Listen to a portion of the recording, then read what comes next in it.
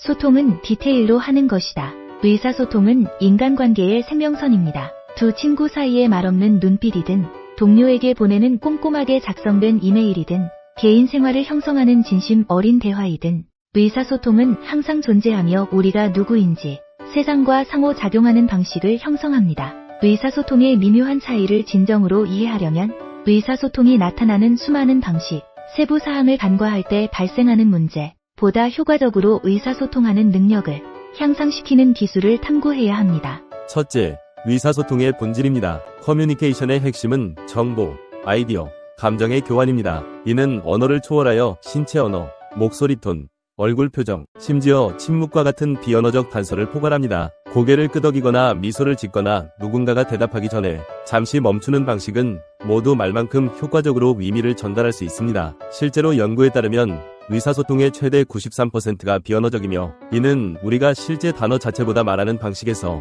더 많은 정보를 얻는 경우가 많다는 것을 의미합니다. 그러나 의사소통은 단지 대면 상호작용에만 국한되지 않습니다. 현대시대는 문자 메시지, 이메일, 소셜미디어 게시물과 같은 서면 매체를 통해 우리의 범위를 넓혔으며 이는 그 자체로 복잡한 문제를 안고 있습니다. 서면 의사소통은 직접 대화에 비해 즉각성과 풍부함이 부족하여 단어 선택, 구도점, 어조 등 세부사항을 주의 깊게 고려하지 않으면 오해를 불러일으킬 수 있습니다. 둘째, 악마는 디테일에 있다. 효과적인 의사소통은 종종 가장 작은 세부사항에 달려 있습니다. 말 한마디가 대화 전체의 분위기를 바꿀 수 있습니다. 예를 들어 누군가에게 이해합니다 라고 말하는 것과 이해한다고 생각합니다 라고 말하는 것의 차이점을 생각해 보십시오. 전자는 자신감과 공감을 전달하는 반면 후자는 불확실성을 가져옵니다. 마찬가지로 잘못 해석된 제스처나 지연된 응답은 의도하지 않은 메시지를 보내 관계나 직업적 역학에 영향을 미칠 수 있습니다.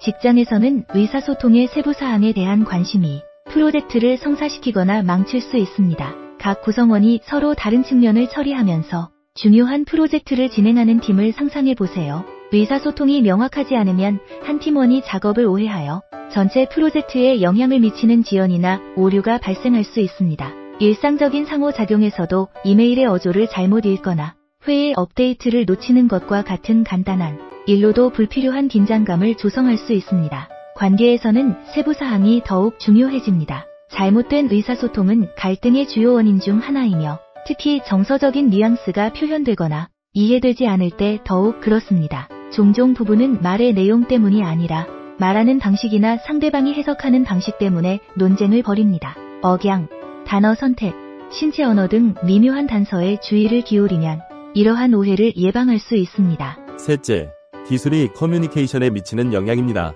디지털 커뮤니케이션의 증가는 우리가 서로 상호작용하는 방식을 변화시켰습니다. 기술 덕분에 연결 상태를 유지하는 것이 더 쉬워졌지만 어조와 의도를 전달하는 데에는 어려움도 생겼습니다. 예를 들어 문자 메시지에는 음성이나 대면 대화와 같은 감정적 명확성이 부족한 경우가 많습니다. 메시지의 단순한 오케이 는 상황과 독자의 해석에 따라 동의, 무관심 또는 심지어 짜증으로 보일 수 있습니다. 이모티콘과 GIF의 사용은 감정 표현을 시각적으로 단축하여 이러한 격차를 해소하기 위해 발전했습니다. 하지만 그렇더라도 문화적 차이나 개인적 선호도가 이러한 기호를 이해하는 방식에 영향을 미칠 수 있습니다. 웃는 얼굴은 어떤 사람에게는 장난스러워 보일 수도 있지만 다른 사람에게는 성실하지 않게 보일 수도 있습니다. 그렇기 때문에 디지털 커뮤니케이션에서는 메시지가 명확하고 잘 전달되도록 세부사항에 세심한 주의를 기울이는 것이 더욱 중요합니다. 소셜미디어 플랫폼은 또 다른 복잡성 계층을 도입했습니다. 종종 간결함이 중요시되는 이러한 공간에서 우리는 종종 뉘앙스를 희생하면서 짧은 순간에 의사소통을 해야 합니다.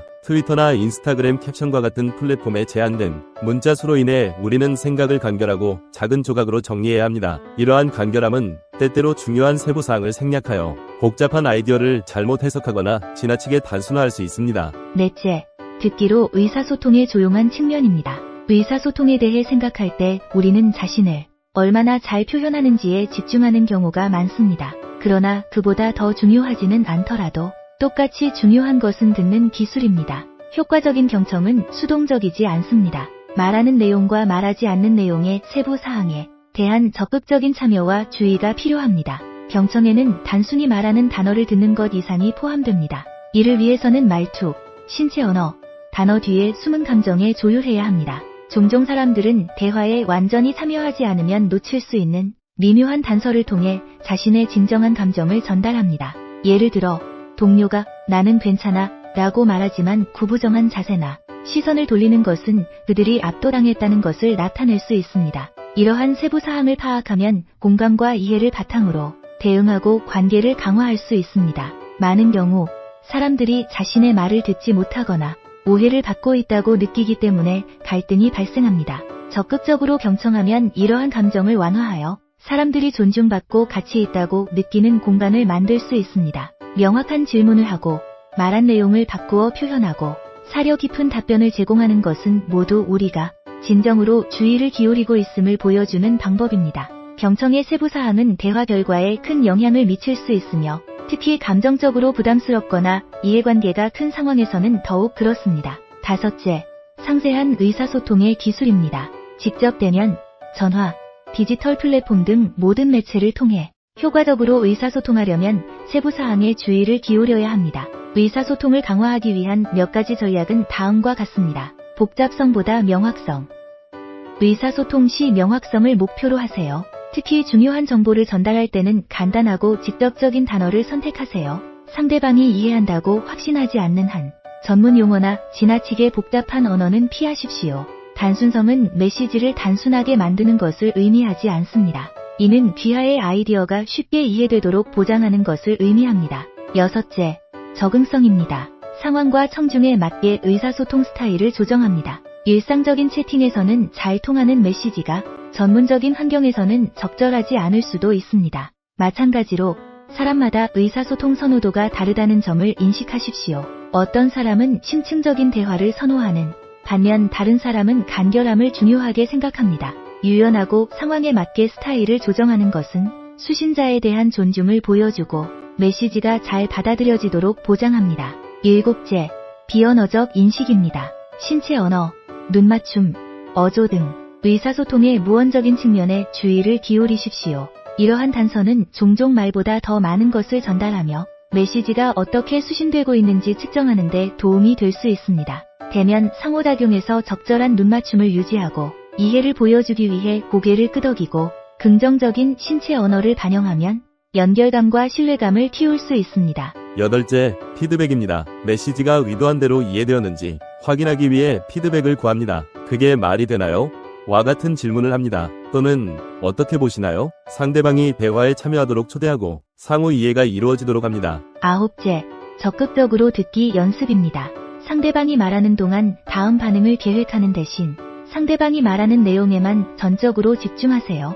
이를 통해 눈에 띄지 않을 수도 있는 세부 사항을 포착하고 발표자에게 귀하가 그들의 의견을 소중히 여긴다는 것을 보여줄 수 있습니다. 명확성을 보장하기 위해 상대방이 말한 내용을 요약하는 반성적 듣기 연습을 하면 오해를 줄일 수도 있습니다. 10번째, 시간을 투자하십시오. 서두르거나 스트레스가 많은 상황에서는 의사소통이 서두르게 되어 실수나 오해로 이어질 수 있습니다. 메시지를 신중하게 작성하고 이해했는지 확인하는데 시간을 투자하면 큰 차이를 만들 수 있습니다. 일상적인 대화에서도 응답하기 전에 잠시 생각을 해보면 성급하거나 후회스러운 발언을 방지할 수 있습니다. 결론으로 상세한 의사소통의 힘입니다. 빠르게 변화하는 세상에서 다른 사람들이 우리를 의도한 대로 이해한다는 가정하에 의사소통을 당연하게 여기기 쉽습니다. 그러나 효과적인 의사소통은 단순히 말하거나 쓰는 것 그 이상입니다.